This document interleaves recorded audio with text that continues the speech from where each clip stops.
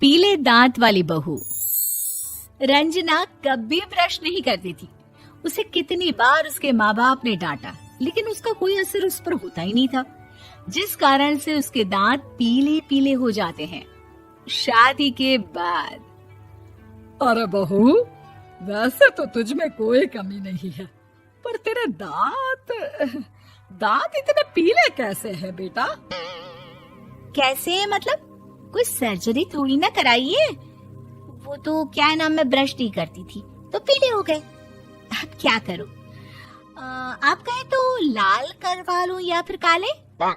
यार ये क्या है, क्यों माँ से लड़ रही हो? लड़ रही हूँ?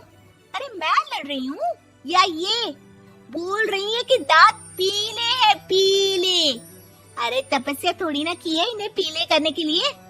बकायदा ब्रश नहीं किया है 20 साल तक, तब जाकर। छी, कैसी बात कर रही हो? ये उस वक्त तो पीले नहीं थे जब हम लोग तुम्हें देखने आए थे। अरे तब साफ करवा लिया होगा डेंटिस्ट के पास जाकर। अब देखो कैसे पीले पीले लग रहे हैं। रंजना सास की तरफ गुस्से से देखती है। फिर शुरू हो गई पीले पीले पीले। अरे पीले तो तब भी थे जब मेरे हाथ का रसगुल्ला उड़ा उड़ा कर खा रही थी और बोल रही थी, लड़की नहीं गुणों का खजाना दे रहे भाई साहब आप। खैर, अब वो लोग करते भी तो क्या करते, पीले दांत वाली बहू पल्ले पड़ी थी तो झेलना तो था ही। एक दिन कीर्तन में रंजना गाना गा रही थी। अरे कमला बहन, माँ का द्वार है, यहाँ तो सब शुद्ध होकर आते हैं, फिर अपनी बहू को ब्रश भी नहीं करवाती तुम। दूर से पीले पीले दांत भक्ति में बाधा उत्पन्न कर रहे हैं। अरे कोई 2 साल की बच्ची थोड़ी ना लेकर आई हूँ मैं बहू बनाकर। अच्छी खासी लड़की है, अरे कैसे करवाऊं ब्रश? ये तो उसे खुद करना चाहिए ना। अब माँ बाप तो इसके जैसे तैसे निपटा दिए, ये नहीं सोचा कि सास कैसे संभालेगी।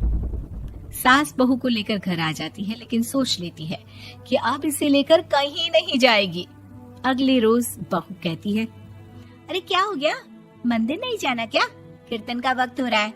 मेरी मधुर वाणी से कान्हा जी जागते हैं और सोते हैं। आप तो जानती है ना उनकी भक्ति में कितना मन लगता है मेरा। वो क्या है ना, तबीयत ठीक नहीं लग रही है मेरी, आराम करूंगी मैं। तबीयत ठीक नहीं लग रही? अभी तो मिथुन के गाने पर नाच रही थी आप, और अब बोल रही है कि तबीयत ठीक नहीं लग रही। अरे भक्ति में मन लगा लो सासू माँ, ऊपर जाना है, क्या मुंह दिखाओगी आप? हाँ? सास को बहू की बात पर गुस्सा आ जाता है। मैं क्या मुंह दिखाऊंगी, इसकी चिंता तो ना कर, समझी? अपने मुंह की चिंता कर, जो ये पीले पीले दांत लेकर हर जगह पहुंच जाती है। पता है लोग कितना मजाक बनाते हैं। ना जी ना, मैं नहीं जाना कहीं तेरे साथ। तो ये बात है, कोई ना, मत जाओ, मैं अपने कमरे में ही बैठकर भक्ति कर लूंगी। ऊपर वाला दांत थोड़ी ना देखता है, मन देखता है, भावना देखता है। और अरे बस बस, तू सब कुछ दिखा, बस ये सफेद चमकदार दांत ना दिखाना किसी को, है?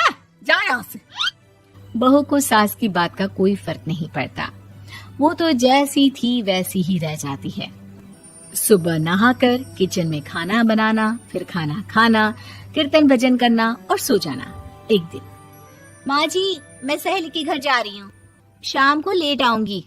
हाँ हाँ तो जाना, मैंने कौन सा तेरी आरती करनी है घर पर बैठकर।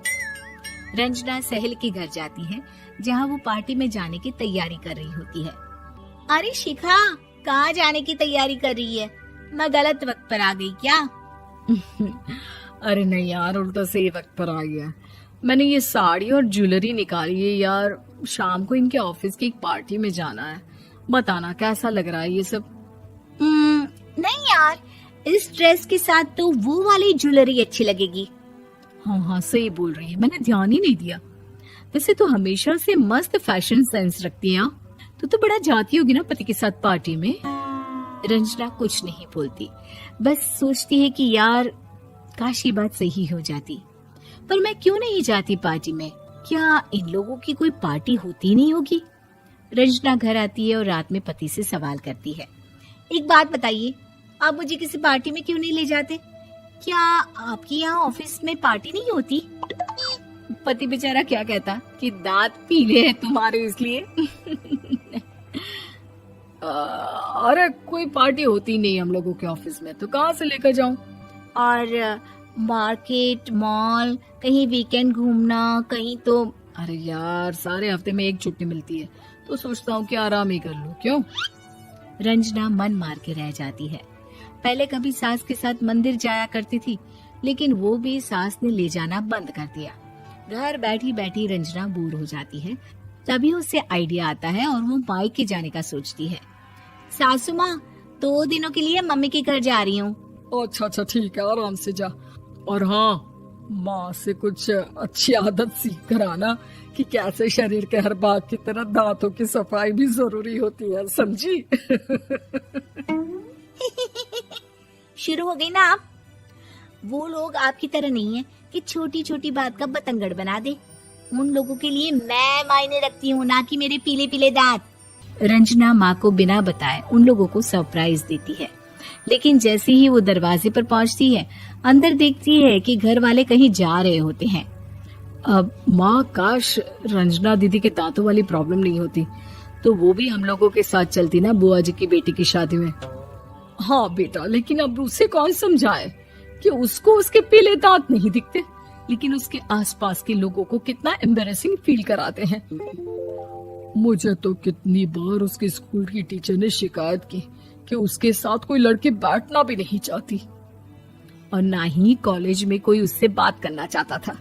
लेकिन पता नहीं क्यों उसे ये बात समझ में ही नहीं आती। कोई कमी नहीं है उस लड़की में, बस यही कि दांत पीले हैं। वो तो भला हो जीजा जी और उनकी माँ का, जो दीदी को जैसी है वैसे ही रखा हुआ है। रंजना को अपने घर वालों की बात सुनकर बहुत दुख होता है। वो सोचती है कि वो क्या करे, लेकिन फिर वो सीधा डेंटिस्ट के पास जाती है, अपने दांत चमकाती है और कसम खाती है कि वो रोज ब्रश करेगी। अरे क्या हो गया? तुम तो 2 दिनों के लिए गई थी ना, पर कोई ना, अच्छा है, चलो आ गई तो। रंजना सास के सामने आकर खड़ी हो जाती है और पूरी स्माइल करती है, उसके चमकदार दांतों को दिखाती हुई। हैं? चले मंदिर। माँ, मुझे माफ कर दीजिए, मैंने आप लोगों को बहुत एम्बैरेसिंग फील करवाया। मैं आज से रोज ब्रश करूंगी।